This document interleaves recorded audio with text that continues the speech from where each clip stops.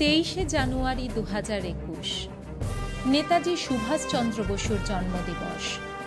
নেতাজি সুভাষচন্দ্র বসু, যিনি এই দেশকে স্বাধীন করার জন্য তার সর্বস্ব পণ করেছিলেন, যাকে দেশনায়ক বলে স্বীকৃতি জানিয়েছিলেন স্বয়ং রবীন্দ্রনাথ, তাঁর 125তম জন্মবর্ষ উপলক্ষে আনন্দোৎসবে আজ আমরা সবাই সম্মিলিত হয়েছি। দমদম রোড গভর্নমেন্ট স্পন্সর্ড উচ্চ বালিকা বিদ্যালয়ের দিবা বিভাগের শিক্ষিকা ও ছাত্রীবৃন্দের পক্ষ থেকে নেতাজির প্রতি শ্রদ্ধার্ঘ্য স্বরূপ আজকের এই অনুষ্ঠান নিবেদিত হল। আজকের অনুষ্ঠান সূচি। অনুষ্ঠানটির দুটি পর্ব। প্রথম পর্ব বিদ্যালয় প্রাঙ্গণেই অনুষ্ঠিত হয়েছে। দ্বিতীয় পর্ব অন্তর্জালের মাধ্যমে অনুষ্ঠিত হয়েছে।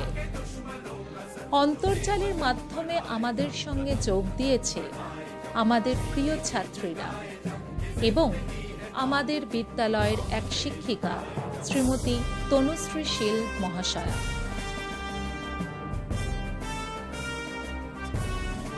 23শে জানুয়ারির সকালে বিদ্যালয় প্রাঙ্গণে উপস্থিত হয়ে নেতাজির প্রতিকৃতিতে মাল্যদান করে তাকে বিদ্যালয়ের পক্ষ থেকে শ্রদ্ধার্ঘ্য অর্পণ করলেন আমাদের বিদ্যালয়ের প্রধানা শিক্ষিকা শ্রীমতী রূপশ্রী ঘোষ মহাশয়া।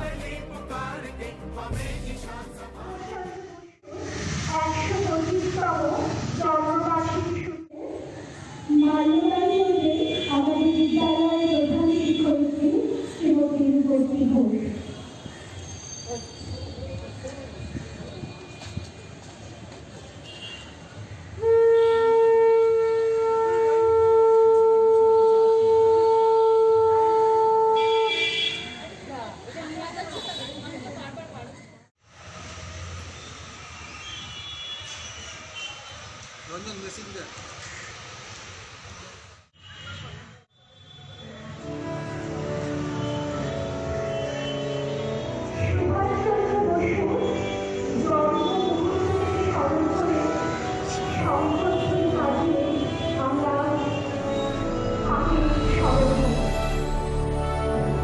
বারোটা 15 মিনিটে শঙ্খধ্বনি করে নেতাজির আবির্ভাবের পবিত্র মুহূর্তটিকে শ্রদ্ধার সঙ্গে স্মরণ করলাম আমরা।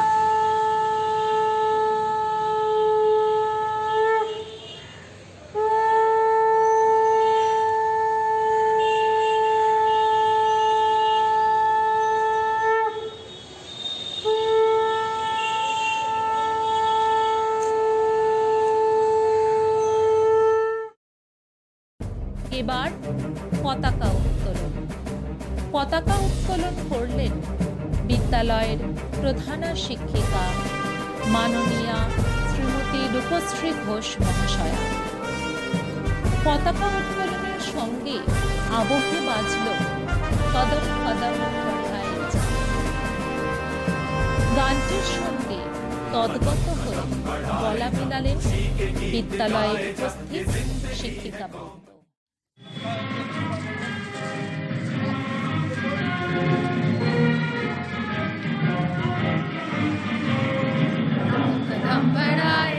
खुशी के गीत गाए जा, ये जिंदगी है कौम की, कौम पे लुटाए जा, कदम कदम बढ़ाए जा, कदम बढ़ाए जा, खुशी के गीत गाए जा, ये जिंदगी है कौम की, कौम पे लुटाए जा, कदम बढ़ाए जा। जय हिंद, जय हिंद, जय हिंद, जय हिंद।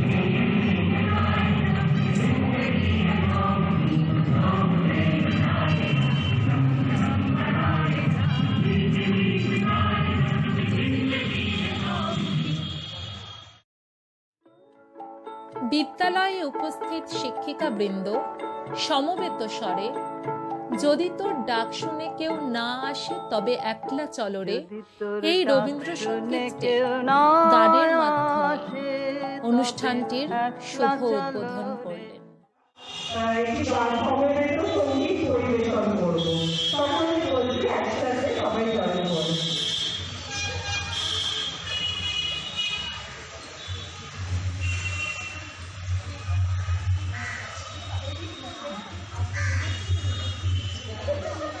যদি তোমরা শুনে কেউ না আসে তবে একলা চলো রে।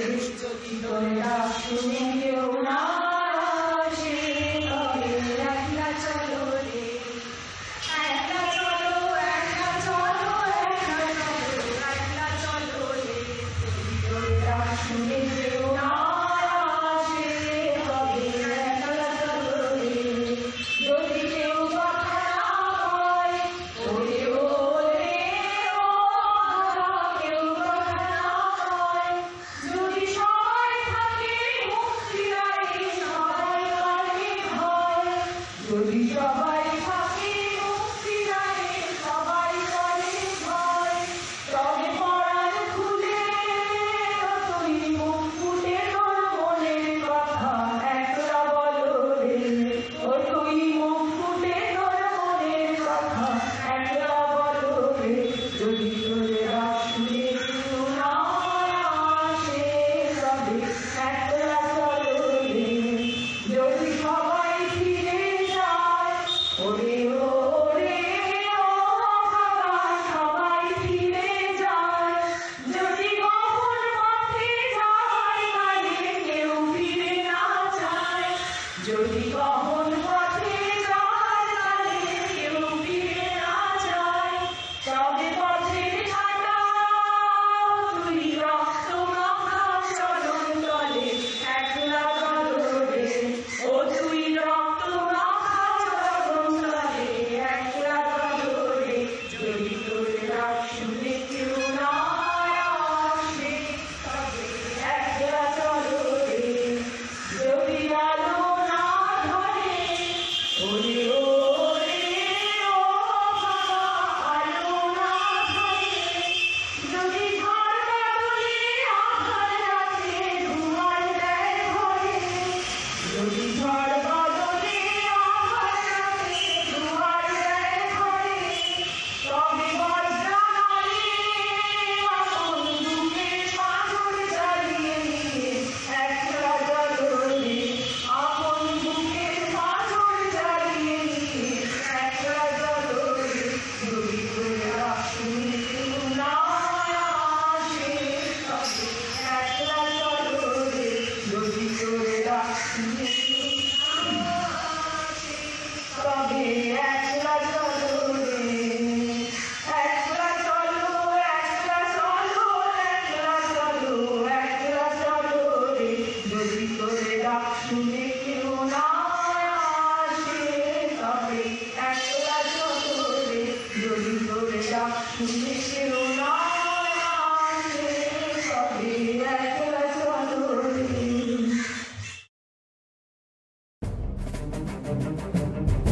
নেতাজি সুভাষচন্দ্র বসুর ১২৫তম জন্মবার্ষিকী উপলক্ষে এখন বক্তব্য উপস্থাপন করছেন বিদ্যালয়ের প্রধানা শিক্ষিকা Shrimati Rupashree Ghosh মহাশয়া।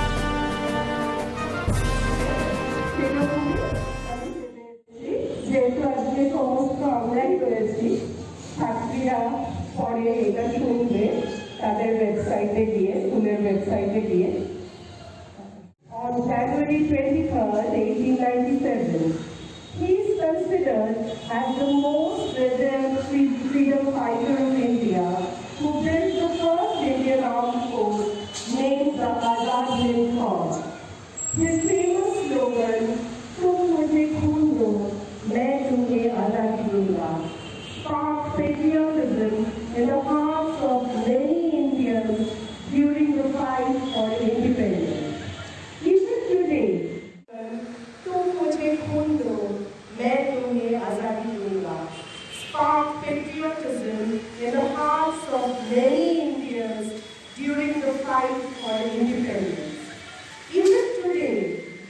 words don't fail to inspire and move us. I would like to present to you 9 inspiring facts about Subhash Chandra Bose, that is India's Netaji, our Netaji. Born in Odisha in the year 1897, Bose was exceptionally brilliant and secured top ranks throughout his study in school and university. He completed his BA in philosophy with a first-class score in 1980. He cleared the Indian Civil Service examination in 1920 in England. Later, he resigned from his civil service job on April 23, 1921, after hearing about India's struggle for freedom. Earlier, Bose had been a leader of the younger radical wing of the Indian National Congress in the late 1920s and 1930s. Then he became the Congress president in 1938 and 1939. But he was expelled from Congress leadership in 1939 following differences with Mohandas Karamchand Gandhi and Congress High Command, after openly attacking the Congress foreign and international policies. During the period of 1921 to 1941, he was imprisoned 11 times in various jails due to his stand for complete independence. Bose believed that non-violence would never be sufficient to secure independence, and so he advocated violent resistance. At the outset of Second World War, he had traveled to a number of countries, including Russia, Germany, and Japan, to seek alliance with each one of them and to attack the British government in India. Later, he reorganized with Imperial Japanese assistance and led the Azad Hind Fauj, or Indian National Army, formed with prisoners of war and plantation workers from British Malaya, Singapore, and other parts of Southeast Asia against the British forces. With Japanese monetary, political, diplomatic, and military assistance, he formed the Azad Hind government in exile and regrouped and led the INA. Along with the Japanese army, he brought independence to Andaman and Nicobar Islands and came all the way to Manipur in India. He established the Azad Hind radio station in Germany and led the Indian nationalistic movement in East Asia. Subhash Chandra Bose believed that the Bhagavad Gita was a great source of inspiration for him. Swami Vivekananda's teaching on universal brotherhood, his nationalist cause, and his emphasis on social service and reforms had instilled a vision in him. There is the eternal mystery over his death. Some say he died on 18th August 1945 in a plane crash at Taiwan. Some believe that he had survived and later came back to India in disguise.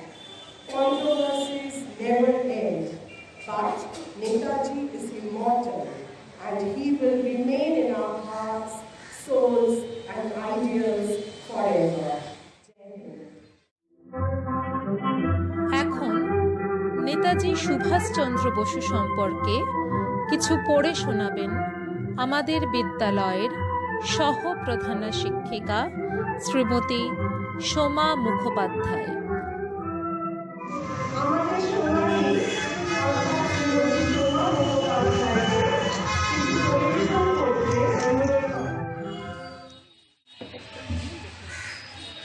Subhash Chandra Basu প্রখ্যাত কবি ও নাট্যকার জীবেন্দ্রলাল রায়ের একমাত্র পুত্র দিলীপ কুমার রায় অভিন্ন হৃদয় বন্ধু ছিলেন।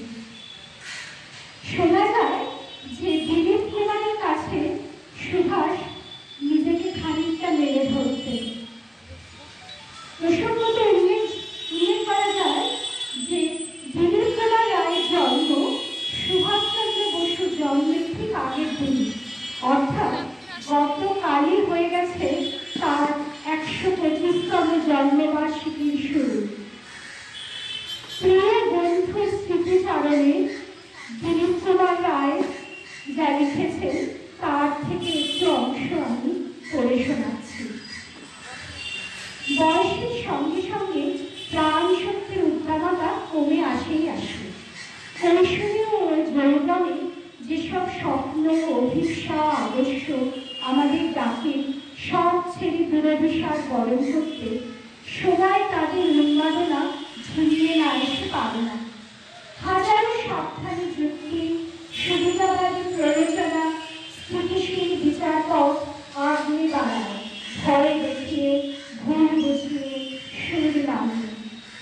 কিন্তু কৈশোরীয় যৌবনে মহত্বের গুপ্ত প্রভাব প্রথম দিকে আসে যেন চোখ ধাঁধিয়ে।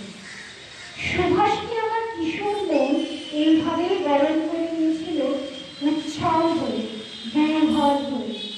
তার রূপে, কণ্ঠস্বরে, সমগ্র ব্যক্তিরূপের টানে আমি উধাও হতে চেয়েছিলাম তার নির্দিষ্ট পথে, তারই নায়কতা মেনে সর্বান্তকরণে। কোন সমবয়সী কিশোর যে আমার মতন একগুঁয়ে কিশোরকে এভাবে অভিভূত করতে পারে, এ আমি সুভাষকে দেখবার আগে বিশ্বাসই করতে পারতাম না। তখন আমি ম্যাট্রিক ক্লাসে পড়ি, পল্লবীতে স্কুলের সেকেন্ড বয়। মহা মেধাবী সতীর্থ শ্রীমান জ্যোতিষ প্রসাদ চট্টোপাধ্যায় আমার হিরো, ফার্স্ট বয়। নিবারণ মৈত্র বলে আমাদের একটি সহপাঠী কথা সুভাষ ঘোষ পড়ছে, এবছর সেও ম্যাট্রিক দেবে। তোমার চিকিৎসকে মারিলে যে কথকে বাড়িছে সে, বুঝলে? আমি তো রেগে অগ্নিশর্মা, কারণ আমার অনিন্দ বন্ধু যে ম্যাট্রিকে প্রথম হবেই হবে এ সম্বন্ধে আমার মনে সংশয়ের বাষ্পও ছিল না। তার উপরে এ সময় ক্ষিতীশ 90টি ইংরেজি প্রবন্ধ মুখস্থ করে ফেলেছে। অঙ্কে 100-র মধ্যে 100 পায়। সংস্কৃত, ইংরাজি, বাংলা সবটাতেই চৌখস। শুধু কি তাই, সে খোদ বিদ্যাসাগরের মহাশয় প্রদমী বৈচিত্র্য। সে সময় ক্ষিতীশ আমার কাছে আদর্শ সুবোধ বালক। এ হেন ক্ষিতীশকে হারিয়ে দেবে কিনা সুভাষ? কোথায় কলকাতা, ভারতের রাজধানী, আর কোথায় কত অজ পাড়াঘাট। এ হেন পরিস্থিতিতে গ্রাম্য অবোধ শহরে সুবোধকে পরিভাষা করবে? নিবারণের সঙ্গে কথা বলায় ছেড়ে দিলাম। কিন্তু ও মা, ম্যাট্রিক পরীক্ষার ফল বিরতির চক্ষুস্থির সুভাষিত, সন্দেহের অবকাশ কোথায়? হয়েছে দ্বিতীয়, ক্ষিতীশ হয়েছে সপ্তম। প্রেসিডেন্সি কলেজে আসতে না আসতে সুভাষ ডিবেটিং ক্লাবে ঠিক পার হয়ে উঠল। শুনলাম সে নাকি চমৎকার ডিবেট করে। যখন বক্তৃতা দিতে উঠত, তার সুগৌর ব্রহ্মচর্যপুত উজ্জ্বল মুখকান্তি ঈষৎ রক্তিম হয়ে উঠত। তখন আমার চোখ শিউরে উঠত আনন্দে, বিস্ময়ে। সত্যি যেমন চমৎকার ছিল তার ভাষণভঙ্গি, তেমনি নিপুণ তার ওকালতি। পরের জীবনে সিঙ্গাপুরে সে জার্মান ভাষায় 1 ঘন্টা চমৎকার বক্তৃতা দিয়েছিল তার সহকারিণী শ্রীমতী লক্ষ্মীর মুখে শোনা। সুভাষ একটু চাপা প্রকৃতির মানুষ ছিল বরাবর, ইংরাজিতে যাকে বলে রিজার্ভ। কিন্তু মনের মানুষ পেলে সে বুঝিয়ে উঠত সহজেই। পরে রাজনৈতিক জনতা কল্লোলে সদা সর্বদা ভেসে চলতে বাধ্য হওয়ার দরুন ওর স্বভাবের একটু পরিবর্তন হয়েছিল বটে, কিন্তু সে বাধ্য। ও অন্তরে চিরদিনই ছিল নিঃসঙ্গ বৈরাগী, যাকে টানত ভারতের অন্তর্মুখী সাধকদের ভাবধারা। এইখানে ওর জীবনে এসেছিল খানিকটা অন্তর্দ্বন্দ্ব, কারণ ওর সমৃদ্ধ ব্যক্তিরূপে নানা দিক ছিল। একটা দিক ছিল জ্ঞানার্থী, একটা দিক চাইত অষ্টাঙ্গ কর্মের মধ্যে দিয়ে কীর্তি প্রতিষ্ঠা হতে, আর একটা দিক হতে চাইত ধ্যানী সাধক। ও আমাকে বলত যে ঘুমের আগে প্রায় ও 2 ভ্রুর মধ্যে জ্যোতি দেখে। বিবেকানন্দের এমনি জ্যোতি দর্শন হতো।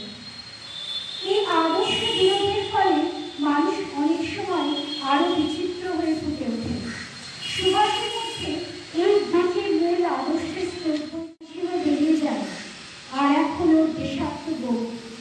নিজেদের ও আধ্যাত্মিক সাধনাকে কিছুতেই পুরোপুরি বরণ করতে পারেনি। অথচ এজন্য ওর মনে অতলে একটা চাপা বেদনা ছিল বরাবরই। একটি মাত্র দৃষ্টান্ত দিই, যখন কংগ্রেস নেতারা অন্যায় করে ওকে কংগ্রেস থেকে বরখাস্ত করলেন, তখন আমি কলকাতায় ওর কাছে ছুটে গিয়ে বলি, সুভাষ, এবার চলো আমার সঙ্গে পন্ডিচেরি মাস কয়েকের জন্য। আমার ফ্ল্যাটেই থাকবে, সমুদ্রের ধারে, একটু ঝুলোলে শান্তি পাবে। দেখলে তো রাজনীতি কি ব্যাপার। সুভাষ একটু চুপ করে থেকে বলল, দিদি, তোমার সঙ্গে আমি যেতাম এখনই জুড়োতে, কিন্তু পারবো না, ও ভয় না। কেন সুভাষ? লালচি সুভাষ বলল, কারণ একবার যদি যাই তোমাদের আশ্রমে, তাহলে আর ফিরতে পারবো না। আমার এখনো অনেক কাজ বাকি। এই একটি প্রত্যাখ্যানের মধ্যে দিয়ে দিশা পাওয়া যায় কি গভীরভাবে ওকে টানত ধ্যানের জগৎ, যাকে সরিয়ে রাখত দেশের দুর্গতির কথা ভেবে। এই দেশপ্রেমকে প্রণাম না করলে কে, যার জন্য দেশের কাজে সর্বস্ব নিয়োগ করে অকৃতজ্ঞ ঈর্ষান্বিতদের চক্রান্তে নাস্তানাবুদ হওয়া সত্ত্বেও এমনকি শান্তির ক্ষুধাকে বর্জন করতেও চেষ্টা হয়নি। সুভাষের অন্তর্পুরুষ হয়ে উঠেছিল মহিমান্বিত বিপ্লবা। এই হলো মহত্বের চরম তর্ক। এ শুধু আমার মুখে। এবারে সুভাষচন্দ্র বসুর একটি পছন্দের রবীন্দ্রসঙ্গীত আজি প্রণমী তোমারে গেয়ে শোনাচ্ছেন বিদ্যালয়ের অর্থনীতি বিষয়ের শিক্ষিকা শ্রীমতী মহাশ্বেতা সান্যাল।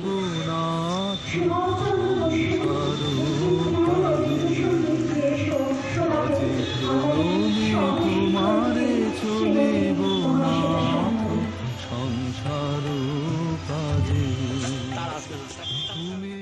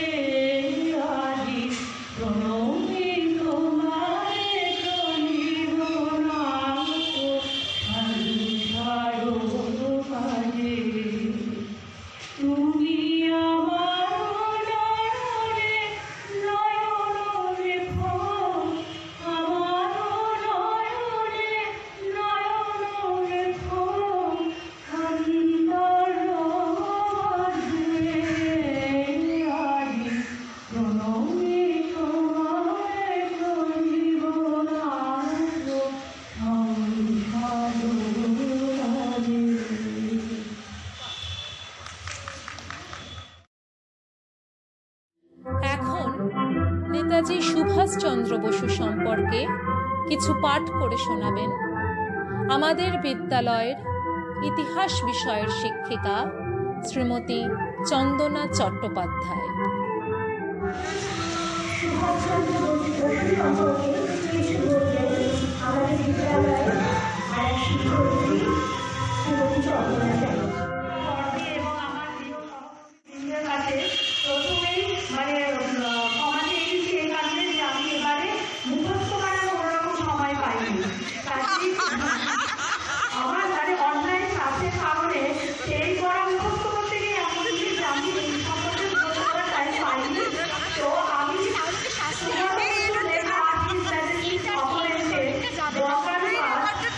দেশনায়ক সুভাষচন্দ্র বসু এবং ভারতের মুক্তি সংগ্রাম এখান থেকে নির্বাচিত অংশ আমি পাঠ করে তোমাদেরকে শোনাচ্ছি।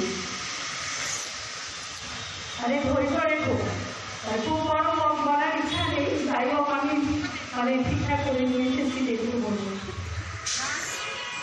The enemy has already drawn the sword in mass. Therefore, we fought with the sword. Subhash Chandra Bose, 1943.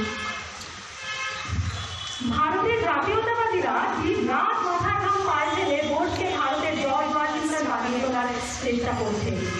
1946 সাল 8ই ফেব্রুয়ারি নিউ ইয়র্ক টাইমসে লেখা হয়, বিশেষ করে কংগ্রেস পার্টির বিপ্লবী সদস্যরা সমানেই প্রশংসার বন্যা বইয়ে দিচ্ছেন। এক জলজাত বোস প্রেসিডেন্ট তৈরি করতে উঠে পড়ে লেগেছেন। নেতাজির যাবতীয় বক্তব্য ও বিশ্বাসকে তারা অত্যন্ত মহান বলে দাবি করছেন।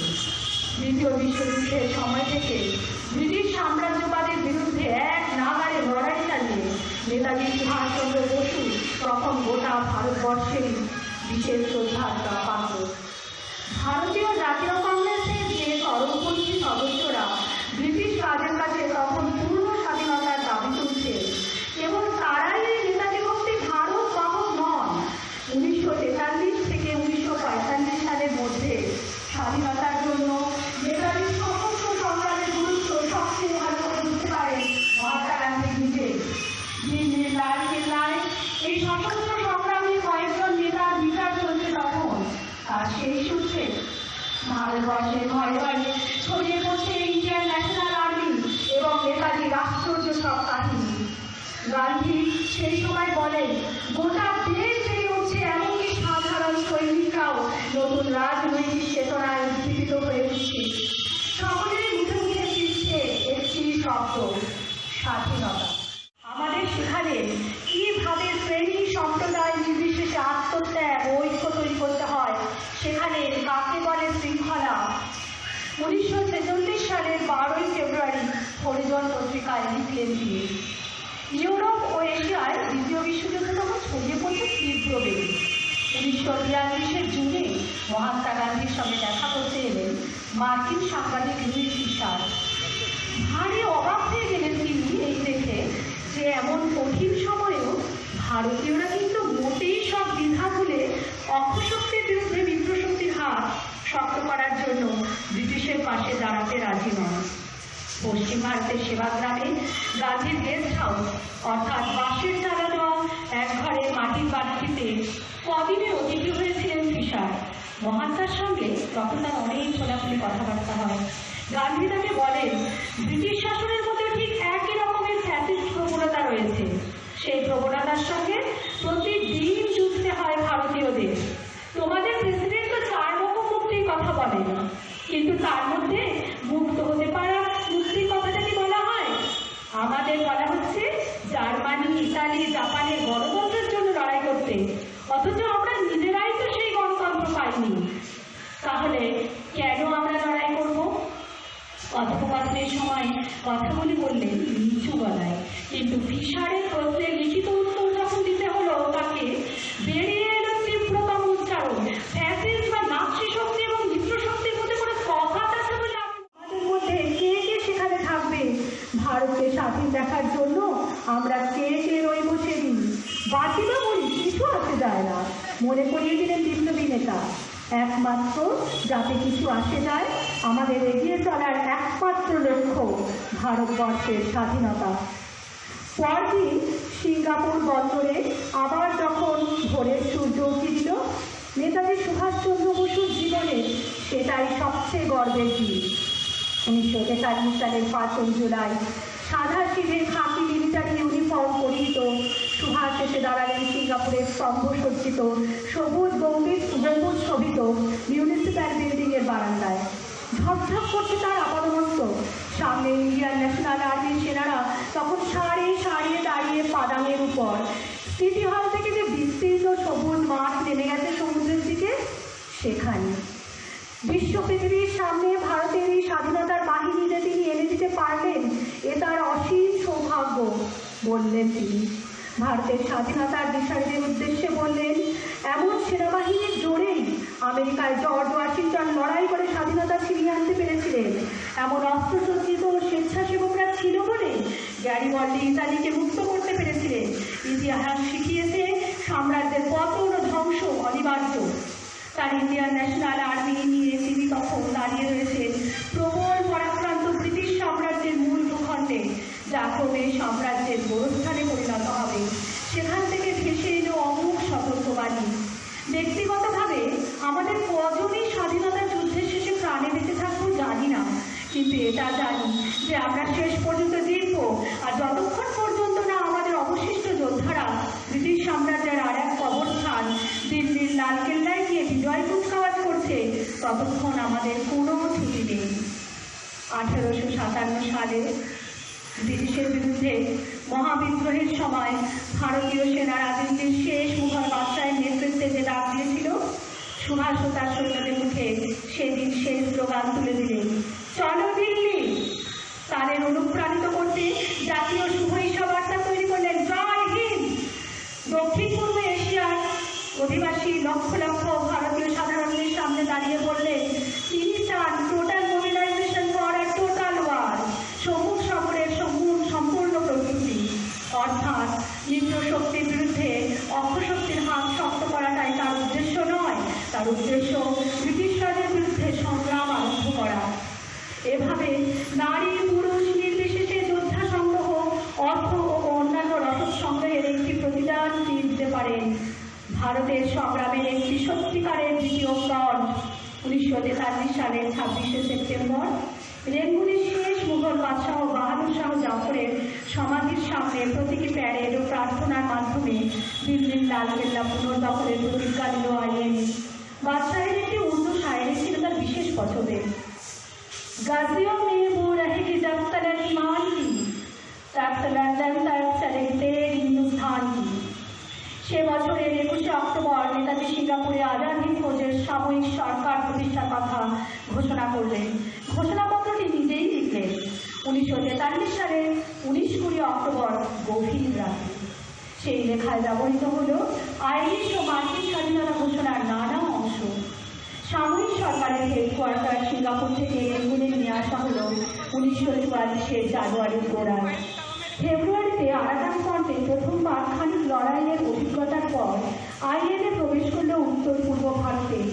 ইম্ফল ও কোহিমার দিক থেকে যাত্রা শুরু হলো 1944-এর 18 মার্চ। মুখে মুখে চলো দিল্লি হুঙ্কার নিয়ে আইএনএর সেনারা পেরিয়ে এলো ইন্দো বর্মা সীমান্ত। ভারতের মাটিতে অবতীর্ণ হল স্বাধীনতার সশস্ত্র বাহিনী।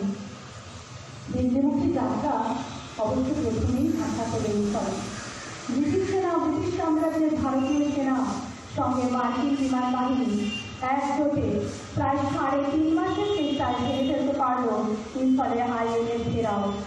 কোহিমার চারপাশ থেকেও পিছু হতে বাধ্য হল জাপানি বাহিনী এবং আইএনএ। 1944 সালের আগস্ট মাসের মধ্যে ইম্ফলে যে বিপর্যয় ঘটল, তার ফলে শুরু হল পশ্চাদপসরণের পালা। সেই পশ্চাদপসরণের মধ্যে আইএনএর পশ্চাৎ বাহিনী বর্মায় কয়েকবার প্রবল আক্রমণ তৈরি করল 1944-এর শেষাশেষি আর 1945-এর প্রথম ভাগে। নেতাজি নিজে আইএনএর সেনাদের সঙ্গে পায়ে হেঁটে পিছন পানে বর্মা থেকে থাইল্যান্ডে পৌঁছলেন। সহযাত্রীদের মধ্যে রইলেন মহিলা যোদ্ধারা, যাদের বাহিনীকে তিনি 1857 সালের সিপাহী বিদ্রোহের বীরাঙ্গনা রানী লক্ষ্মীবাইয়ের নামে নামকরণ করেছিলেন। 1945 সালের এপ্রিল মে মাসে উল্টো এই মন্ত্রণ অভিযানে বুঝিয়ে দিল কতটাই সাফল্যে সেই নির্ভীক যোদ্ধা ছিলেন তিনি। এদিকে 1945-এর আগস্টের শেষ দিকে হিরোশিমা নাগাসাকিতে নিক্ষিপ্ত পরমাণু বোমায় হঠাৎ করেই শেষ হয়ে গেল পূর্ব এশিয়ার মহাযুদ্ধ।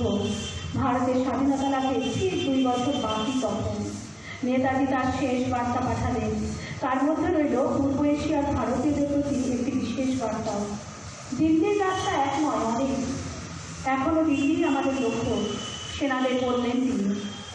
নিজের অসামরিক অনুগামীদের বিশেষভাবে মনে করিয়ে দিলেন ভারতের ভবিষ্যৎ জয়ের প্রতি বিশ্বাস না হারাতে। বললেন ভারত স্বাধীন হবেই, আর সেদিনটি আসবে খুব শিগগিরই। লালকেল্লার সেই বিজয় উৎসব কিন্তু হলো ভারী অদ্ভুতভাবে। দ্বিতীয় বিশ্বযুদ্ধ শেষ হতে ভারতীয় স্বাধীনতা সংগ্রাম কেমন যেন অসংবদ্ধ হয়ে পড়েছিল। 1942 সালে মহাত্মা গান্ধী যে ভারত ছাড়ো আন্দোলন শুরু করেছিলেন তা আগেই নিষ্পেষিত করে দেওয়া হয়েছিল। ভারতের বাইরে থেকে যাত্রারত নেতাজির সশস্ত্র বাহিনীকে পিছু হতে বাধ্য করা হয়েছিল। জাতীয়তাবাদের এই চরম সময়ে হাজার হাজার নেতাজির সেনা বন্দী হয়ে এসে পৌঁছলেন দিল্লির লালকেল্লায়। বিজয় গর্বে প্রজ্বলিত ব্রিটিশ ঠিক করল এদের মাধ্যমে পরাজিত ভারতীয়দের বেশ একটা শিক্ষা দিতে হবে। শুরু হলো ইন্ডিয়ান ন্যাশনাল আর্মির 3 অফিসারের সরকারি বিচার। মজার ব্যাপার যে 3 জনকে বেছে নেওয়া হলো নেতাজি নিজের হাতে ছেড়ে দিলেও কিন্তু এই লালকেল্লা থেকে ভালো 3 জন প্রতিটি বাঁচতে পারতেন না। ব্রিটিশ সম্রাটের বিরুদ্ধে যুদ্ধ ঘোষণার মহাপরাধে বিচার শুরু হলো এক হিন্দু, এক মুসলিম এবং এক শিখ যোদ্ধার, যাদের নাম প্রেম কুমার সাইগল, শাহনওয়াজ খান এবং গুরবক্স সিং ছিল। নেহেরু লিখলেন এই বিচারের মাধ্যমে সেই চির পুরাতন সংঘাত যেন নাটকীয়ভাবে মুক্ত হয়ে উঠল ব্রিটেন বনাম ভারত। আইন কানুনের জটিলতা কিংবা কুচিরি দক্ষতা ইত্যাদি কিছুরই কোনো অভাব ছিল না সেই বিচারে, কিন্তু তবু সেসবের অনেক ঊর্ধ্বে উঠে গেল এই বিচার। শুরু হলো ভারতীয় জনসাধারণের ইচ্ছা শক্তি আর ভারতের শাসকদের ইচ্ছা শক্তির মধ্যে এক পরোক্ষ যুদ্ধ। 1945 সালের শীত আর 1946 সালের বসন্ত জুড়ে চলল এই বিচার নাট্য। নেপথ্য নায়ক নেতাজি সুভাষচন্দ্র বসুই যেন সেই নাট্য কাহিনীর চালক। সকলের মুখে মুখে বিজয়ী নায়কের নাম, কিন্তু এই অন্তিম চূড়ান্ত পর্বে কোথাও দেখা গেল না তাকে। জানা গেল 1945 সালের 18ই আগস্ট তাইপে শহরে এক জাপানি বোমারু বিমানের দুর্ঘটনায় নিহত হয়েছেন তিনি। 1946 সালের 19শে ফেব্রুয়ারি এক ব্রিটিশ গোয়েন্দা অফিসার লিখলেন, নিশ্চয়ই কল্পনা করা যাচ্ছে কি ভয়ঙ্কর উদ্বেগে আমরা রয়েছি। আমরা কেবল যে কোনো প্রকারে নিশ্চিত হতে চাই যে বোস সত্যি চিরতরে মারা গিয়েছেন। ব্রিটিশ সাম্রাজ্যবাদীরা যখন মনে প্রাণে চাইছেন বোস যেন চিরতরে মারা গিয়ে থাকে, বেশিরভাগ ভারতীয়ের মনের কথাই তখন উল্টো। তারা মনে প্রাণে বিশ্বাস করতে চাইছেন যে তিনি যেন চিরতরে জীবিত থাকেন। ভারতের স্বাধীনতা প্রাপ্তির সময় আসন্ন, সেই সময় সম্পূর্ণ যে বিপরীতধর্মী আবেগ এত তীব্রভাবে চালিয়ে দিতে পেরেছিলেন সেই মানুষটি যার নাম নেতাজি। ব্রিটিশ সাম্রাজ্যের অতি সাধের ঐশ্বর্য ব্রিটিশ ভারতীয় সৈন্যবাহিনীর উপর আঘাত এনেছিলেন তিনি। যে স্পর্ধার জন্য কোনো দিন তাকে ক্ষমা করেনি সাম্রাজ্যবাদী শাসকরা। তার এই প্রদর্শিত পথে আমাদের ভারতবর্ষকে এগিয়ে চলতে হবে, এগিয়ে চলতে হবে আমাদের ভাবি প্রজন্মকে। আমরা শুধু 23শে জানুয়ারি তার জন্মবার্ষিকী পালনের মধ্যে দিয়েই যেন তাকে সীমাবদ্ধ না রাখি, তার আদর্শ অনুসরণ করে যেন আমরা এগিয়ে যেতে পারি, আমাদের দেশকে পৃথিবীর সামনে যেন সম্মানের আসনে বসাতে পারি। আমার আজকে এই বলে আমি আমার পাঠ শেষ করছি। এখন সুভাষ জি वो জানে হিন্দ আ গয়ে এই গানটি পরিবেশন করবেন বিদ্যালয়ের সংস্কৃত বিষয়ের শিক্ষিকা শ্রীমতী আভেরি রায় এবং বিদ্যালয়ের ইংরেজি বিষয়ের শিক্ষিকা শ্রীমতী পারমিতা মৈত্র। দীর্ঘ ও বিপদসংকুল সাবমেরিন যাত্রা শেষে নেতাজি সুভাষচন্দ্র বসু যখন সিঙ্গাপুরে পৌঁছলেন, তখন উচ্ছ্বসিত আজাদ হিন্দ ফৌজের সেনারা এই গানটি গেয়েই নেতাজিকে অভ্যর্থনা জানিয়েছিলেন।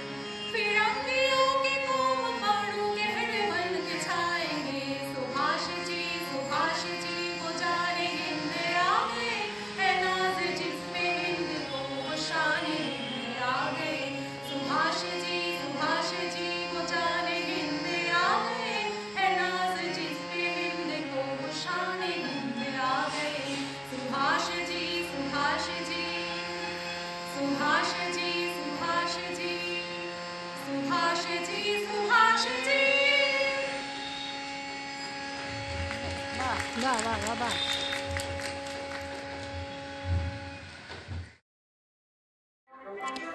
এখন নেতাজি সুভাষচন্দ্র বসু সম্পর্কে কিছু বলবেন বিদ্যালয়ের ইংরেজি বিষয়ের শিক্ষিকা শ্রীমতী অদিতি দেবী। সম্পর্কে কিছু বলবেন বিদ্যালয় শিক্ষয়িত্রী শ্রীমতী অদিতি দেবী। বলাই হয়ে গেছে। কালকে রাত 8:30টায় হঠাৎ ঘোষণা, আমাদের দিদিরা সত্যি এক একজন জিনিয়াস। তারপর যে প্রায় 12টা থেকে এখনো পর্যন্ত আমরা অনুষ্ঠান চালিয়ে যাচ্ছি, মেয়েরা ছাড়াই শুধু শিক্ষিকারা, এবং যথেষ্ট আকর্ষণীয় এবং কি বলবো ভাই গুরুত্ব সহ একটা অনুষ্ঠান আমরা চালিয়ে যাচ্ছি শিক্ষিকারা। হ্যাঁ, এটাই আমার কাছে সত্যি চোখে জল এনে দিচ্ছিল। আমার পিছনে পড়ে গেছে সুভাষচন্দ্র সম্বন্ধে কিছু বলতে গেলে বোধ হয় কান্নাই আসে, কারণ আমরা আজ যে স্বাধীন দেশটায় বাস করছি, সেই দেশটার স্বাধীনতা আমি জানি না উনি চোখে দেখেছেন কিনা, সেটা বিতর্কিত, কিন্তু এই স্বাধীনতা ছিল তার স্বপ্ন। তিনি জীবন দিয়ে স্বাধীনতা এনে দিয়েছেন। যে মানুষটা ছোট্ট থেকে এত মেধাবী, আমাদের আবৃত্তি, গান, কবিতা সব হয়ে গেছে, শুধু গল্পই বাকি ছিল। একটু গল্পে ফিরে যাই সুভাষের জীবনে। সুভাষের জীবনের গল্পটা বোধ হয় শেষ হবে না। এখন বোধ হয় টেলিভিশনেও সুভাষচন্দ্র দেখানো হচ্ছে। ইংলিশ মিডিয়ামে পড়তেন সুভাষচন্দ্র। বাবা জানকীনাথ, তিনি একজন উচ্চ পদস্থ ব্যক্তিত্ব বটেই সমাজে, একজন অ্যাটর্নি তখনকার দিনে। সুভাষ নতুন স্কুলে ভর্তি হলেন হঠাৎ সুভাষের ইচ্ছাতেই, কিন্তু বাংলা জানেন না, তাই বন্ধুরা পিছনে লাগে। অথচ সে বছর যখন পরীক্ষা হলো, এই একেবারে বাংলা না জানা ছেলেটি বাংলায় হাইয়েস্ট পেল। কতটা জীব সুভাষের মধ্যে ছিল! আমরা যদি এই জীবটুকু আমাদের ওই ছোট ছোট ছাত্রীদের মধ্যে সঞ্চারিত করতে পারি, ওরা এক একজন সফল মানুষে হয়তো পরিণত হবে দিনে। আরেকটা ছোট্ট গল্প 3 দিন আগে পড়লাম, জানি না গল্পটার কতটুকু অথেন্টিসিটি আছে, আমি সেটা খোঁজ করছি, পেলে কোনোদিন করবো হয়তো অথেন্টিক কিনা। কিন্তু গল্পটা এই, 1902 সালের জুলাই মাস। সুভাষের বয়স 5 থেকে 6 মধ্যে। আমরা জানি সবাই 1897 জন্ম। সুভাষের বাবা জানকীনাথ বসু কটকের সব বিখ্যাত ডাক্তারদের এনেছেন। সুভাষ জ্বরে আক্রান্ত, প্রায় বেহুঁশ, এখনো হুঁশ ফেরেনি, মা জেগে আছেন সারা রাত্রি। হঠাৎ দেখছেন ঘরের মধ্যে একটা আলোকিত উপস্থিতি, এক আলোক পুরুষ নেমে এলেন, সুভাষের বুকে হাত বোলালেন। ডাক্তাররা কিন্তু জানি ওষুধ দেওয়ার দিয়ে চলে গেছেন। এই বেহুঁশ সুভাষ পরের দিন সকালে মা প্রভাবতী দেবী রয়েছেন, সুস্থ হয়ে উঠে বসলেন বিছানার ওপর। অনেকের ভাষায় স্বামী বিবেকানন্দ 1902 সালের জুলাই মাসে 2 তারিখে চলে গেছেন, 4 জুলাই, এবং তার আগে 2 জুলাই রাতে নিজের সর্বসত্তাটুকু দিয়ে গেলেন সুভাষের মধ্যে। স্বামী বিবেকানন্দ আমাদের কাছে যেরকম মানুষ চেয়েছিলেন, সুভাষ একেবারে ছাঁচে গড়া সেই মানুষটি। যে মানুষটি শুধু তাই একা, আমি বলবো একাই, যারা ছিল তারা তার তুলনায় কিছুই নয়। গান্ধীজির নরমপন্থী নীতি যেদিন বুঝলেন সুভাষে, এটা আমার জন্য নয়, আমার জন্য হচ্ছে যে কোনো উপায়ে এই ব্রিটিশ সরকারকে পদানত করে ক্ষমতা ফিরিয়ে আনতে হবে দেশের স্বাধীনতা। সেদিন সুভাষচন্দ্রের অসম সাহসী সুভাষচন্দ্র ব্রিটিশের বিরুদ্ধ শক্তিকে সারা পৃথিবীতে একত্রিত করে আনলেন ভারতের সংগ্রামকে সাফল্যের পথে। আমরা একটু আগেই শুনেছি বড়দির কাছে এবং অন্যদের ইয়েতেও যে সুভাষ আন্দামান নিকোবর দ্বীপপুঞ্জকে স্বাধীন করেছিলেন, মণিপুরের কোহিমা পর্যন্ত আজাদ হিন্দ ফৌজ পৌঁছে গেছিল। জানি না, ইতিহাসের দিদি আছেন আমার সামনেই, তিনি হয়তো বলতে পারবেন সুভাষকে কেন পরাজিত হতে হলো। এই প্রশ্নটা একটা বড় প্রশ্ন চিহ্ন। সুভাষ একদা সাধু হতেও গিয়েছিলেন। স্বামী ব্রহ্মানন্দ রামকৃষ্ণ মিশনের প্রথম প্রেসিডেন্ট। রামকৃষ্ণ মিশনে তাকে বলা হয় রাজা মহারাজ, কারণ তার নাকি রাজার মতো একটা দেশ চালাবার ক্ষমতা আছে। স্বামী ব্রহ্মানন্দের স্মৃতিকথা থেকে একদিন কিছুক্ষণ সুভাষচন্দ্রের সঙ্গে তার সাক্ষাৎকার হয়েছিল, রোধেদার বৈঠক। সুভাষচন্দ্র নাকি রামকৃষ্ণ মিশনে জয়েন করতে গিয়েছিলেন, কিন্তু ব্রহ্মানন্দজি তাকে বলে দিয়েছিলেন ফিরিয়ে তোমার জন্য এই পথ নয়। সুভাষ ত্যাগে বেহিসাবি। স্বামী বিবেকানন্দ সম্বন্ধে তিনি যে কথাগুলো বলেছেন তার দু একটা কথা উল্লেখ করি। ত্যাগে বেহিসাবি, সুভাষও হয়ে উঠেছিলেন ত্যাগে বহিসাবি। তিনি তার অসম সাহস এবং বুদ্ধিমত্তার জোরে ব্রিটিশ শক্তিকে বিরুদ্ধতা করে ভারতবর্ষকে স্বাধীনতার দোরগোড়ায় এনে পৌঁছে দিয়েছিলেন। এবং ব্রিটিশ রাজপুরুষদের একজনের উক্তি যে আমরা গান্ধীজির জন্য নয়, সুভাষের এই অসহ্য অবস্থায় নিয়ে চলে গেছে ব্রিটিশ সরকারকে, সেটা আর সহ্য করতে না পেরে আমরা ভারতবর্ষকে স্বাধীনতা দিচ্ছি। আমি কয়েকটা লাইন একটু সুভাষচন্দ্রের লেখা থেকেই পড়ছি।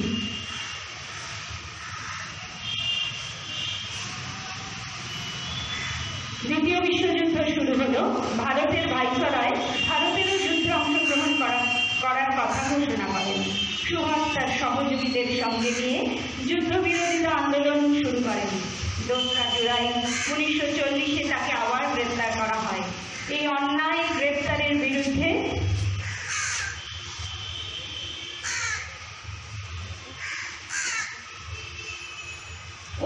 নভেম্বর প্রেসিডেন্সি জেলেই সুভাষ মৃত্যু অনশন শুরু করেন।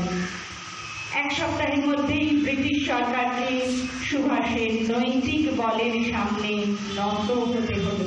নৈতিকতার সঙ্গে তিনি কোনোদিন আপোষ করেননি, তাই তার রাজনৈতিক গুরুই বলতে পারি। গুরু নন যদিও, চিত্তরঞ্জন দাসকে তিনি মানতেন গুরু হিসাবে, তবুও গান্ধীজি বিরোধিতা করার সাহস তিনি দেখিয়েছিলেন সেদিন। এক সপ্তাহের মধ্যেই ব্রিটিশ সরকারকে সুভাষের নৈতিক বলের সামনে নত হতে হলো। এরপর 5ই ডিসেম্বর তাকে নিঃশর্তে মুক্তি দিয়ে নজরবন্দি করে রাখা হয় তাদের কলকাতার বাড়িতে। 24 ঘন্টা পুলিশ ও গোয়েন্দারা তাকে পাহারা দিতেন। 26শে জানুয়ারি 1941 খ্রিস্টাব্দে রাত্রিবেলা সুভাষ বাড়ি থেকে পালিয়ে যান। তারপর গোপনে আফগানিস্তান ও জার্মানি হয়ে জাপানে গিয়ে পৌঁছলেন। 14ই ফেব্রুয়ারি 1942 খ্রিস্টাব্দে সিঙ্গাপুরে ব্রিটিশ সেনাবাহিনী জাপানের কাছে আত্মসমর্পণ করে। 1 জুলাই 1943 খ্রিস্টাব্দে আজাদ হিন্দ ফৌজের নেতৃত্ব দিতে নেতাজি সিঙ্গাপুর পৌঁছান। নেতাজির সিঙ্গাপুর নিবাসের কিছু স্মৃতি স্থানীয় রামকৃষ্ণ মিশনের তৎকালীন অধ্যক্ষ স্বামী ভাস্বরানন্দ লিপিবদ্ধ করেছেন। সোনালী সমুদ্র তীরে একটি প্রাসাদোপম বাড়িতে তিনি তার বাসস্থান ঠিক করিলেন। ওই বাড়ি সশস্ত্র প্রহরী দ্বারা সর্বদা রক্ষিত থাকিত। সুভাষবাবুর লিখিত অনুমতি ব্যতীত ওই বাড়িতে প্রবেশাধিকার সর্বসাধারণের ছিল।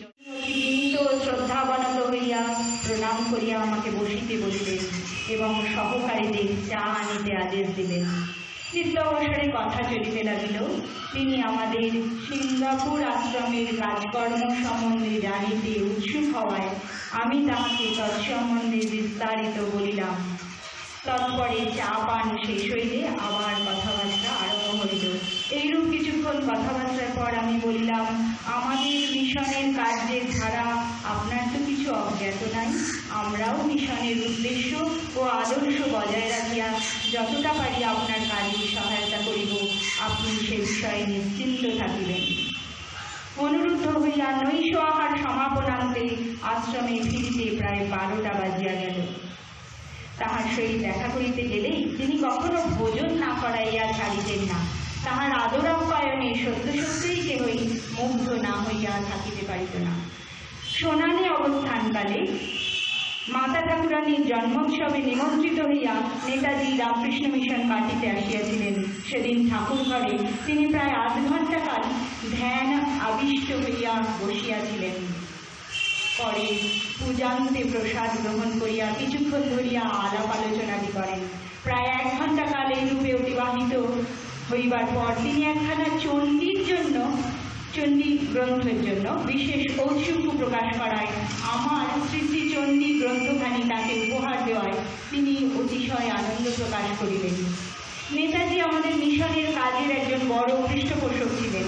এখানকার মিশনের অনাথালয়ের জন্য আবেদন জানাইলে তিনি নিজে প্রায় $50,000 দান করেন এবং $50,000 সংগ্রহ করিয়া দেন। ভারতবর্ষে নয়, ভারতবর্ষের বাইরে সিঙ্গাপুরে তিনি স্বয়ং আসিয়া বয়েজ হোমের দ্বার উদ্ঘাটন করেন। অনাথ আলয়ের জন্য ছেলে মেয়েদের অন্ন বস্ত্রের ব্যবস্থাও তিনি করিয়া দিয়েছিলেন।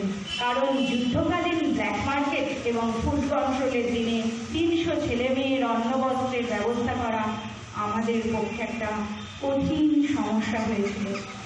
আমাদের মিশনের স্কুলটিকে ইন্ডিয়ান ন্যাশনাল স্কুল রূপে তিনি পরিণত করেছিলেন। এই স্কুলে মিলিটারি ট্রেনিংয়ের বন্দোবস্ত করেছিলেন। নেতাজি ছেলেদের ডেমনস্ট্রেশন দেখিতে একদিন মিশনে আসেন। অন্য একদিন আসিয়া তাহাদের দ্বারা অনুষ্ঠিত কনসার্ট শ্রবণ করেন। বহুমুখী প্রতিভার অধিকারী সুভাষচন্দ্র। যাই হোক, অনেকক্ষণ ধরেই আমরা অনুষ্ঠান চালাচ্ছি, পড়লে শেষ হবে না। শেষ করছি লহ প্রণাম বিবেকানন্দ প্রাণ সুভাষচন্দ্র বসু।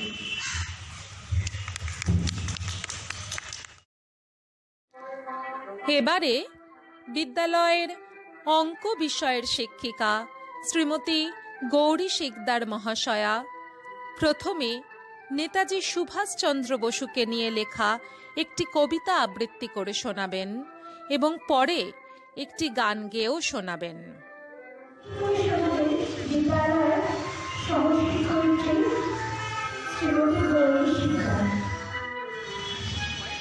সবাই তো বেশ গুরুগম্ভীর নিবেদন করে গেল। আমি বরং একটু ভিন্ন স্বাদের দিকে যাবার চেষ্টা করছি, কিন্তু পূর্ব প্রস্তুতি নেই, দেখে দেখেই বলবো। আর সুভাষচন্দ্র বোস, তাকে নিয়ে বড় বড় বই লেখা যায়।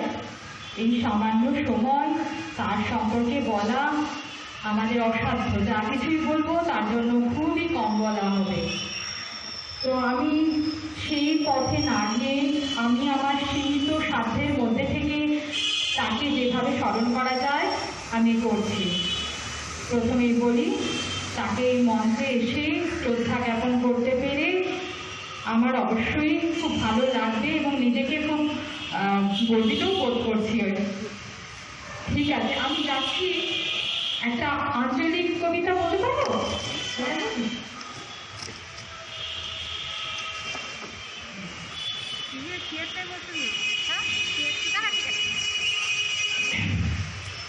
এটি পুরুলিয়ার আঞ্চলিক কবিতা, লিখেছেন দেবাশিস চন্দ্র।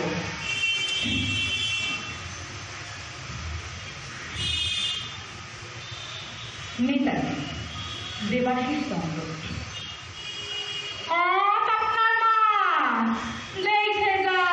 দেখে যাও তোমার মাস্টার বেটা জমে পড়াশোনা করছে, বুঝলো? পেশারের অবস্থা পুরান গেছে, ঝকড়ে ভেঙে দেন আবার। তোরা কইল না কেন কি কাল নেতাজির জন্মদিন বটে, আজ গোটা রাত রচনা বইটা ভেজে ভিজে মুখস্থ কইবে। বাপের নাম জানো কিনা, জন্মস্থান কটক জেলা, আজ দিবে কাল মাইক্র বাঁকাইয়া ঘর হয় উজাই দিবে। মুদিখানে বাঁকা যাইত, কদম কদম গাড়াইয়া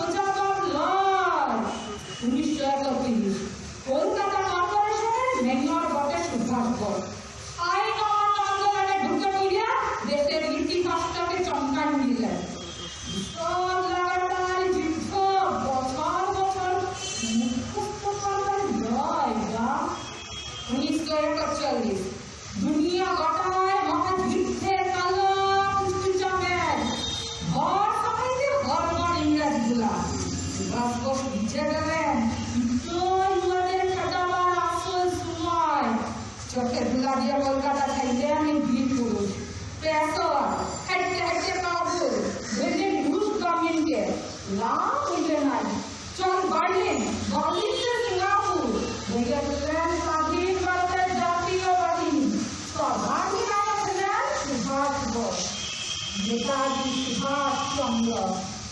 দুদিনের ইতিহাস নয় বাপ, যে পাতা রচনা দিয়ে বুঝাইন যাবে।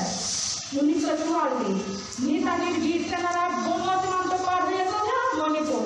আজাদ বাহিনীর আক্রমণ করল কোহিমা, হিমফল। ইংরেজরা বাপ বাপ বুঝে পালাইন গেল। আমাদের কপাল তো খারাপ, বোখা পেট, প্রকৃতি বেইমানি, অস্ত্রের মঞ্জুরি, শেষ রক্ষা বুঝল না। নাই ঘর নেতাজি ভালোবাসা সাহসের সোনার দিলেন। মুক্তিকামী মানুষের মন্ত্রীকে বিজয় দিলেন মরণের ভয়। যখন কম নয়, মুখস্থ করবে পারবি বা ছেলা মুখস্থ করছে, ছেলার বাপ মুখস্থ করছে, ছেলার মাস্টার মুখস্থ করছে। সরকার বাবু কমিশন বসায় মুক্তা টাইমছে, হিসাব দিচ্ছে। কমিশনের যে কি মধু, অত বড় মানুষের মরণ হয় না বুঝতে পারে। এই আমার শক্তির আদর্শ বুকের ভিতরে লালন করা। অত বড় মানুষটাকে মুখস্থ করতে লাগি গা, মুখে লয় মুখে লয়, দুঃখে দুঃখে।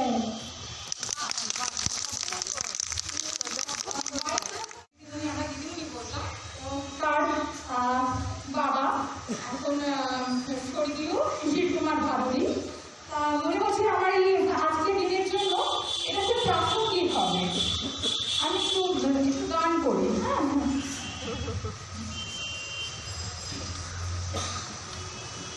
ওরা সরস্বতী কবিতা।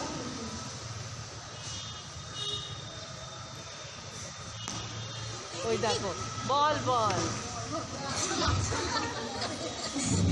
বিদ্রোহী বাংলার হে বীর সুভাষ, তোমাকে স্মরণ করিয়াছি। বিদ্রোহী বাংলার হে বীর সুভাষ, তোমাকে স্মরণ করিয়াছি। নবভারতে হে বীর সারথি, নবভারতে হে বীর সারথি, নেতা নাও তুমি নেতাজি, নেতা নাও তুমি নেতাজি। শ্রীখদ মোচনে তব অপমান, লাঞ্ছনা তোমারে করেছে মহান। শ্রীখদ মোচনে তব অপমান, লাঞ্ছনা তোমারে করেছে মহান। দুঃখ বিজয়ী তব বাণী, দিকে দিকে ওঠে আলো বাজি। তোমার স্মরণ করিয়াছি। বিদ্রোহী বাংলার হে বীর সুভাষ, তোমাকে স্মরণ করিয়াছি। বিশ্বে বাধারা কিছু জানো নাহি আর, ভয় ডর বন্ধন হয়নি তোমার। দুর্গম পথ অভিসারী, তব আশা পথ যে থাকি। দুর্গম পথ অভিসারী, তব আশা পথ যে থাকি। কঠিনতা বুঝিয়াছে ঘটেনি আধার, কুণ্ঠিত ভারতে ওঠে হাহাকার হাহাকার। দুঃখ বিজয়ী তব বাণী, দিকে দিকে ওঠে আলো বাজি। তোমার স্মরণ করিয়াছি। বিদ্রোহী বাংলার হে বীর সুভাষ, তোমাকে স্মরণ করিয়াছি।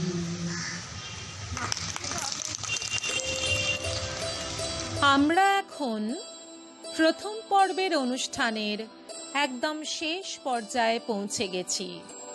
প্রথম পর্বের অনুষ্ঠান অর্থাৎ বিদ্যালয় প্রাঙ্গণে উপস্থিত থেকে যে অনুষ্ঠান, সেই অনুষ্ঠানের শুভ সমাপ্তি আমরা ঘোষণা করব সবাই সমবেত স্বরে জাতীয় সঙ্গীত গাওয়ার মধ্যে দিয়ে। আমাদের অনুষ্ঠান সমাপ্ত করব। জনগণ মন অধিনায়ক জয় হে ভারত ভাগ্য বিধাতা, পঞ্জাব সিন্ধু গুজরাট মারাঠা দ্রাবিড় উৎকল বঙ্গ, বিন্ধ্য হিমাচল যমুনা গঙ্গা উচ্ছল জলধি তরঙ্গ, তব শুভ নামে জাগে, তব শুভ আশিস মাগে, গাহে নব জয় গাথা, জনগণ মঙ্গলদায়ক জয় হে ভারত ভাগ্য বিধাতা,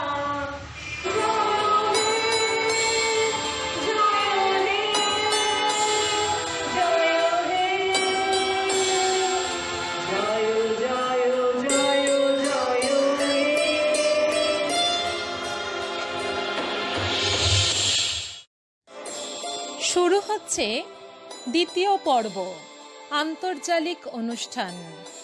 এই পর্বের শুরুতে আমাদের নেতাজি সুভাষচন্দ্র বসুকে নিয়ে একটি কবিতা আবৃত্তি করে শোনাচ্ছেন বিদ্যালয়ের পুষ্টিবিজ্ঞান বিষয়ের শিক্ষিকা শ্রীমতী তনুশ্রী শীল।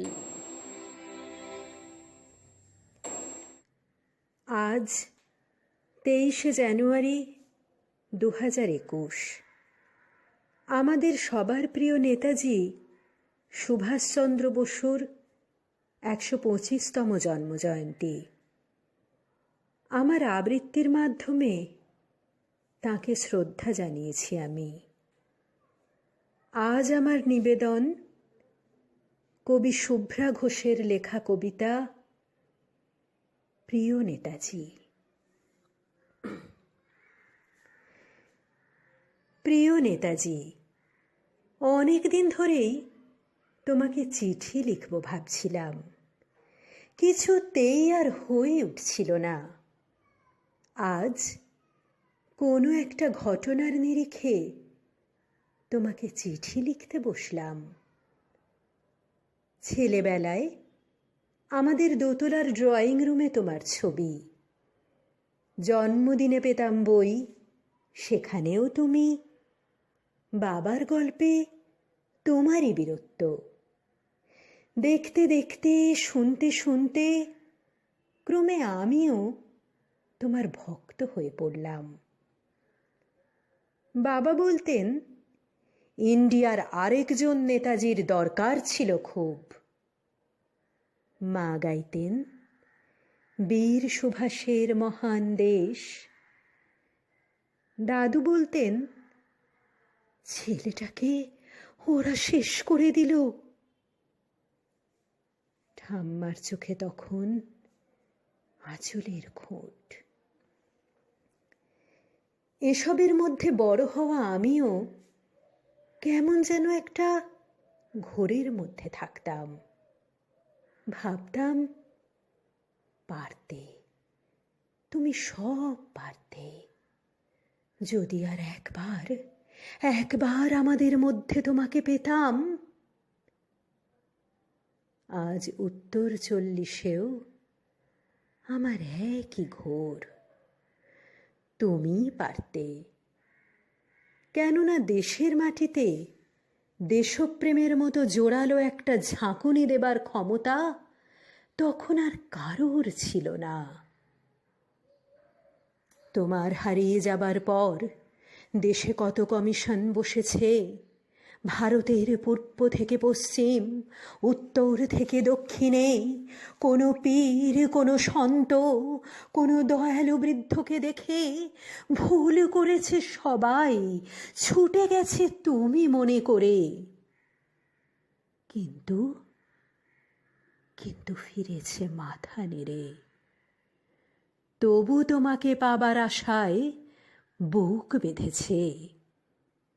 তুমি তো শুধু বসু বাড়ির নও, গোটা ভারতবর্ষের মণিকোঠার হীরক, যার আলোর শুদ্ধতা কালোকে সাদা করতে পারে।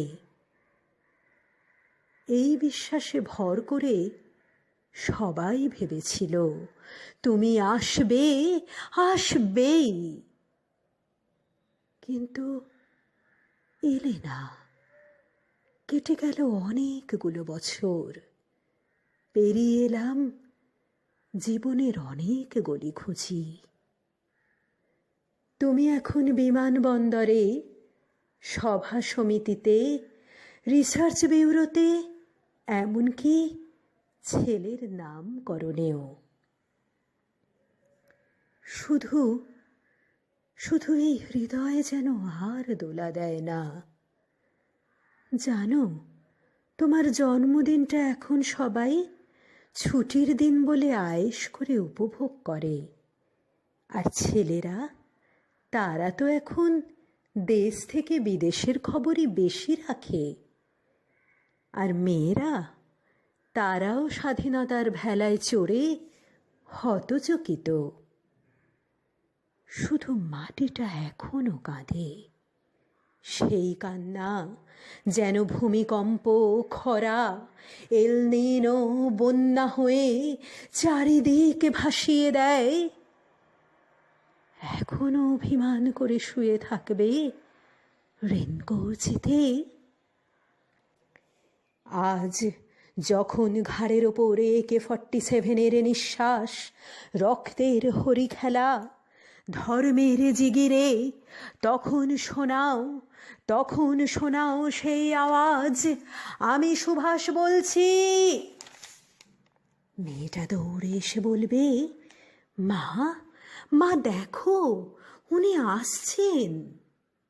পাশের বাড়ির মেসোমশাই ডাকবেন জানলা দিয়ে, বলবেন, বৌমা, আমি বলিনি উনি ফিরে আসবেন? খোলা জানালার ধারে দাঁড়াবেন মায়েরা, তাদের ডান হাতে শঙ্খ, বাঁ চোখে জল, নদী হবে উত্তাল, নৌকা বেসামাল, পরাণ মাঝিও চেঁচাবেন, উনি আসতেছেন। সবুজ মাঠে শিশুদের হাতে পতাকার দোলা, উনি আসছেন, উনি আসছেন, উনি ফিরে আসছেন। তোমার হারিয়ে যাওয়া জন্মদিনের ভেতর থেকে উঠে আসুক আর একটা দেশে। আজ তোমার জন্মদিনের ঠিক আগের মুহূর্তে দাঁড়িয়ে তোমাকে আমার এই চিঠি। ভালো থেকো নেতাজি, ভালো থেকো। প্রণাম নিও, ভালো থেকো। নমস্কার।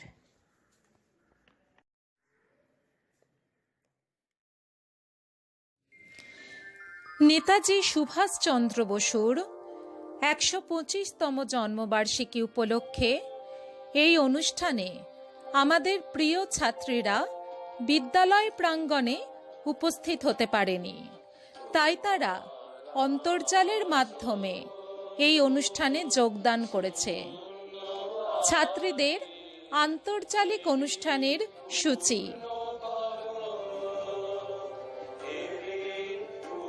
আজ বীর দেশপ্রেমিক, দেশনায়ক, শ্রদ্ধেয় এবং প্রণম্য নেতাজি সুভাষচন্দ্র বসুর 125তম জন্মবার্ষিকী। 1897 সালের আজকের দিনে ওড়িশার কটক শহরে তিনি জন্মগ্রহণ করেন। 1902 সালে ব্যাপটিস্ট মিশনের প্রোটেস্ট্যান্ট ইউরোপিয়ান স্কুলে তিনি ভর্তি হন। পি স্কুলে পড়াকালীন তিনি অনুভব করেন ভারতীয়দের প্রতি ব্রিটিশদের মনোভাব।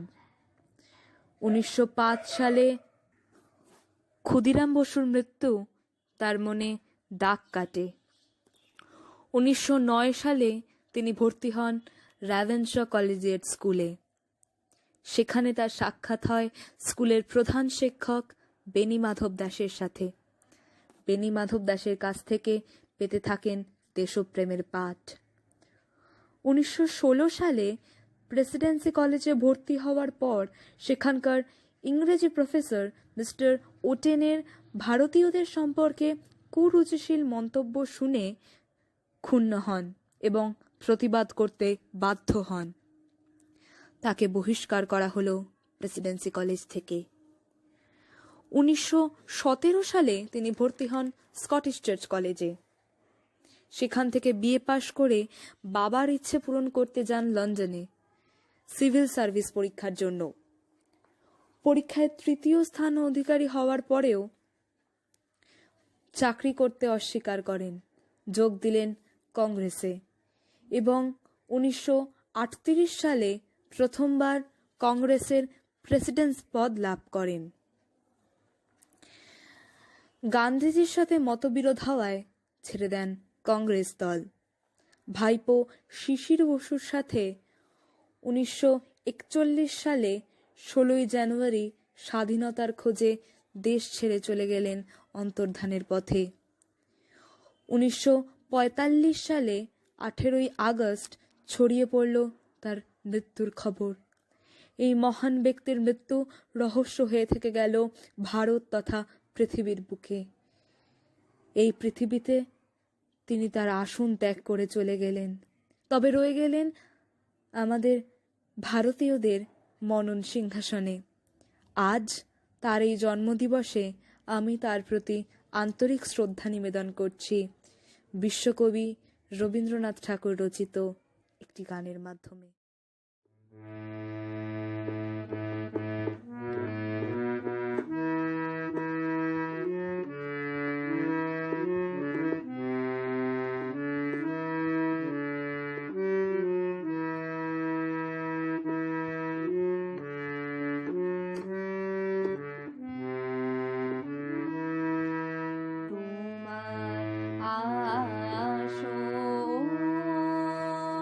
শূন্য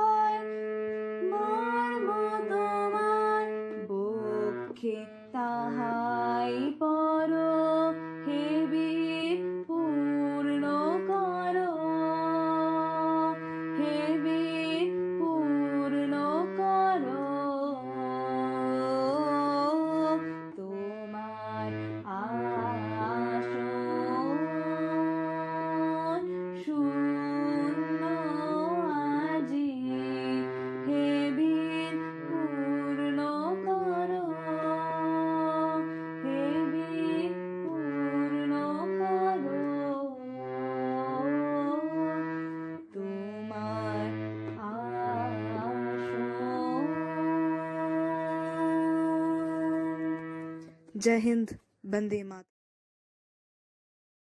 নেতাজি মানে মানি না কোনো শৃঙ্খলা বাধা বন্ধন, নেতাজি মানে বজ্র কঠিন ভুলে যাওয়া যত ক্রন্দন, নেতাজি মানে মানি না কোনো স্বদেশের প্রতি অপমান, নেতাজি মানে দীপ্ত কণ্ঠে স্বাধীনতার জয়গান, নেতাজি মানে স্বরাজ আমার ছিনিয়েই নেব আমি, নেতাজি মানে রক্তের চেয়ে স্বদেশ অনেক দামি, নেতাজি মানে বিপ্লব বুকে আমিই সবার সেরা, নেতাজি মানে ছদ্মবেশে স্বাধীনতা খুঁজে ফেরা, নেতাজি মানে রক্ত দিয়ে লিখব দেশের নাম, নেতাজি মানে স্বাধীনতা শুধু স্বাধীনতা হার দাম, নেতাজি মানে স্বরাজের গান আমরা গেয়ে গেলাম, নেতাজি তুমি প্রিয় সবার সেলাম তোমারে সেলাম। নেতাজি মানে মানি না কোনো শৃঙ্খলা বাধা বন্ধন, নেতাজি মানে বিধির বাঁধন কাটবে তুমি এমন শক্তিমান, তুমি কি এমনি শক্তিমান, আমাদের ভাঙা গড়া তোমার হাতে এমন অভিমান, তোমাদের এমনি অভিমান। বিধির বাঁধন কাটবে তুমি এমন শক্তিমান, তুমি কি এমনি শক্তিমান, আমাদের ভাঙা গড়া তোমার হাতে এমন অভিমান, তোমাদের এমনি অভিমান। বিধির বাঁধন কাটবে তুমি চিরদিন টানবে পিছে, চিরদিন রাখবে নিচে, চিরদিন টানবে পিছে, চিরদিন রাখবে নিচে। এত বল নাই রে তোমার, এত বল নাই রে তোমার, হবে না সেটা। বিধির বাঁধন কাটবে তুমি এমন শক্তিমান, তুমি কি এমনি শক্তিমান, আমাদের ভাঙা গড়া তোমার হাতে এমন অভিমান, তোমাদের এমনি অভিমান। বিধির বাঁধন কাটবে তুমি শাসনে যতই ঘেরো আছে বল দুর্বলেরও, শাসনে যতই ঘেরো আছে বল দুর্বলেরও, হও না যতই বড়, হও না যতই বড়, আছে ভগবান। আমাদের শক্তি মেরে তোরাও বাঁচবি রে, আমাদের শক্তি মেরে তোরাও বাঁচবি রে। বোঝা তোরে ভারী হলে, বোঝা তোরে ভারী হলে, উঠবে তোরই ঘাট। বিধির বাঁধন কাটবে তুমি এমন শক্তিমান, তুমি কি এমনি শক্তিমান, আমাদের ভাঙা গড়া তোমার হাতে এমন অভিমান, তোমাদের এমনি অভিমান। বিধির বাঁধন কাটবে তুমি।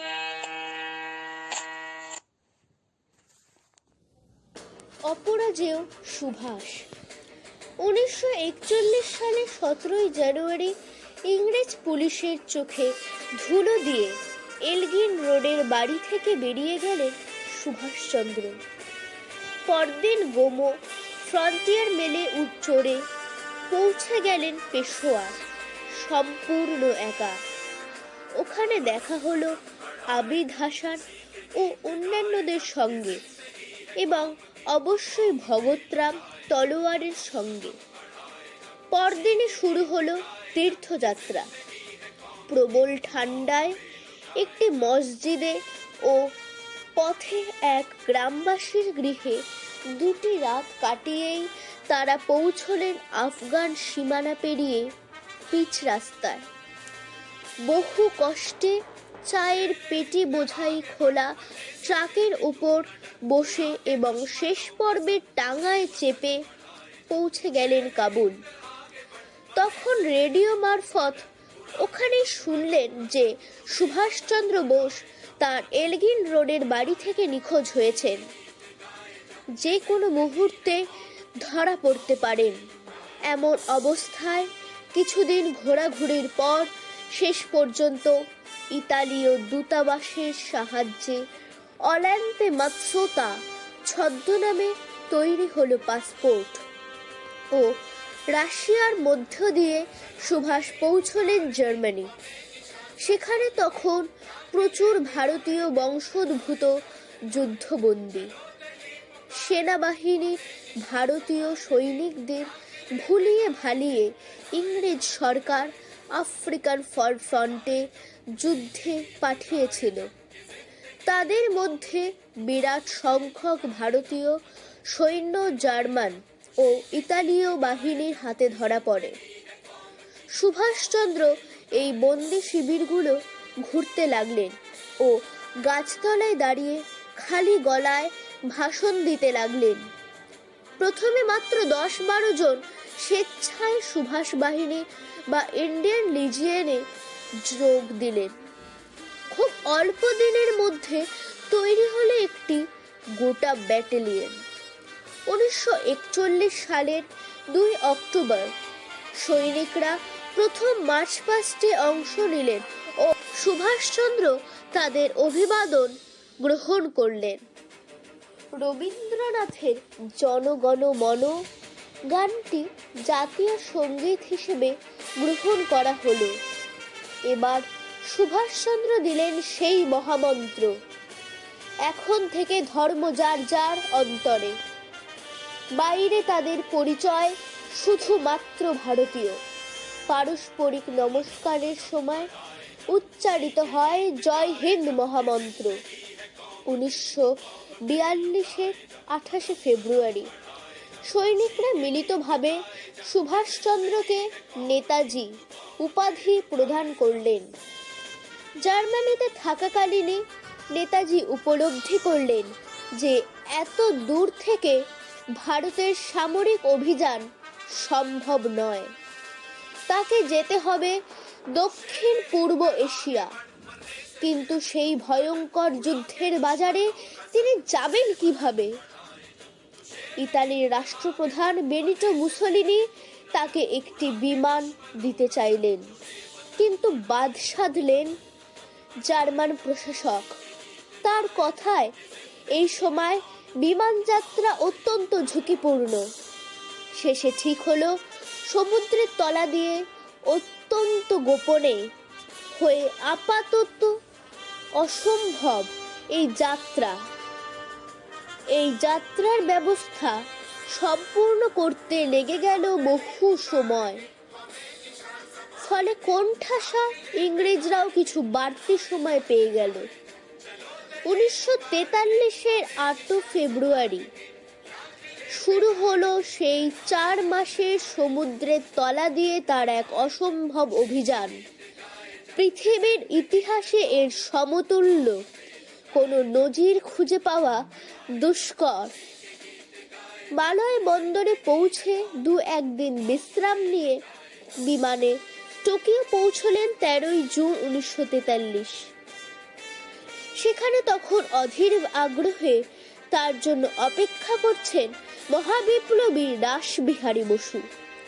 এরপর রাসবিহারী সিঙ্গাপুরের এক বিশাল সভায় নেতাজির হাতে তুলে দিলেন আজাদ হিন্দ বাহিনীর ভার। নেতাজি তখন মানুষের চোখে রূপকথার নায়ক, জীবনের কিংবদন্তি। জাপান ভারতের স্বাধীনতা যুদ্ধে সহযোগিতা করতে প্রস্তুত, কিন্তু চুক্তি করতে হলে তা করতে হবে দুটি সরকারের মধ্যে।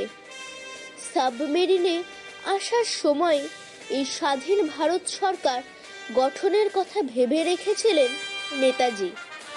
এবার এলো সেই মহেন্দ্রক্ষণ।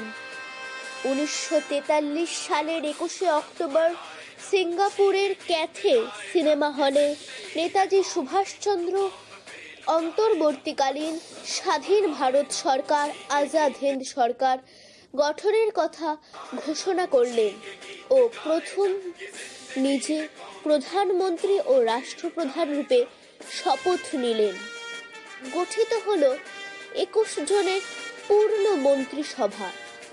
প্রধানমন্ত্রী নেতাজি সুভাষের হাতে রইল পররাষ্ট্র ও যুদ্ধ বিষয়ক দফতর। সেদিনই মন্ত্রিসভায় প্রথম পূর্ণাঙ্গ বৈঠকে ব্রিটিশ ও আমেরিকার বিরুদ্ধে যুদ্ধ ঘোষণা হলো। 1944 সালের 14 এপ্রিল আজাদ হিন্দ বাহিনী ভারত ভূমির 150 কিলোমিটার ভিতরে প্রবেশ করে মণিপুরের মৈরাঙ্গ শহরতলি দখল করে এবং মেজর জেনারেল এসি চট্টোপাধ্যায়কে প্রশাসক নিয়োগ করেছিলেন প্রধানমন্ত্রী নেতাজি সুভাষচন্দ্র বসু। এরও আগে আন্দামান ও নিকোবর দ্বীপপুঞ্জে চলে এসেছিল এই অন্তর্বর্তীকালীন ভারত সরকারের নিয়ন্ত্রণ। প্রধানমন্ত্রী নেতাজি সুভাষ নিজে উপস্থিত হয়ে ভারতের ত্রিবর্ণ রঞ্জিত পতাকা প্রথমবারের জন্য উত্তোলন করলেন 30শে ডিসেম্বর 1944। তখন আজাদ হিন্দ সরকারের নিয়ন্ত্রণে রইল আন্দামান ও নিকোবর দ্বীপপুঞ্জ। নেতাজি এর নাম পরিবর্তন করে রাখলেন শহীদ ও স্বরাজ দ্বীপ। জাপানের সাহায্যে বন্ধ হয়ে যাওয়ার পর স্বাভাবিকভাবেই যুদ্ধ চালিয়ে যাওয়া কোনো উপায় রইল না।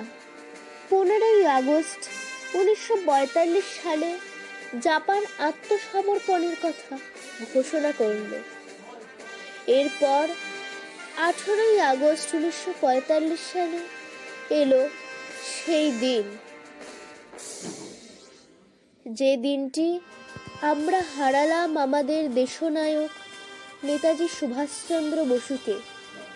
বলা হয় যে এই দিনটিতে তিনি রাশিয়া যাত্রাকালে বিমান দুর্ঘটনার ফলে নিহত হয়েছিলেন, কিন্তু তার সত্যতা সম্পর্কে অনেক ধারণা আছে।